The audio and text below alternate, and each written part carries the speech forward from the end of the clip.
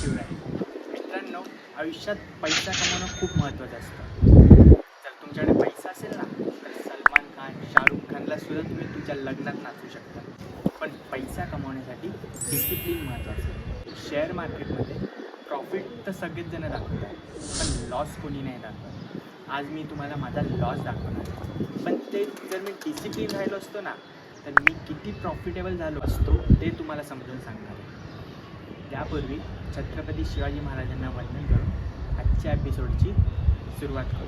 मी option trading करतो. त्याचे काही नियम आहेत. त्यातला महत्त्वाचा नियम, दिवसाला फक्त 2च ट्रेड घेणार. हा नियम तर मी फॉलो केला, पण दिवसाचा लॉस किती झाला पाहिजे हे सुद्धा माझ्याच हातात आहे. माझ्या एका ट्रेडचा स्टॉप लॉस हा 250 रुपयांचा आहे. समजा दोन्ही ट्रेड माझे लॉस मध्ये जरी केले तरी मला जास्तीत जास्त 500 रुपये लॉस होईल. आज जो मी पहिला पुट घेतला त्याच्यात मला प्रॉफिट झाला 350 रुपयांचा, पण जो सेकंड ट्रेड घेतला त्यामध्ये माझा लॉस झाला 770 रुपयाचा. इथे मी माझा नियम फॉलो केला असता तर माझा लॉस 250 रुपीजचा असला असता. माझा पूर्ण दिवस प्रॉफिटेबल असला असता.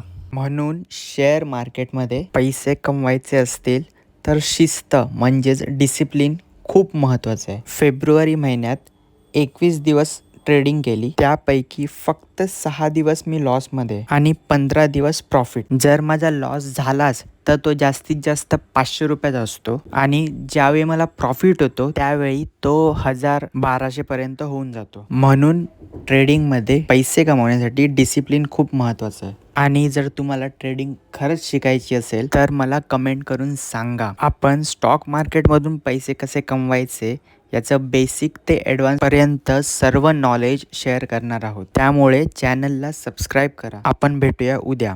मराठी पाऊल पडते पुढे.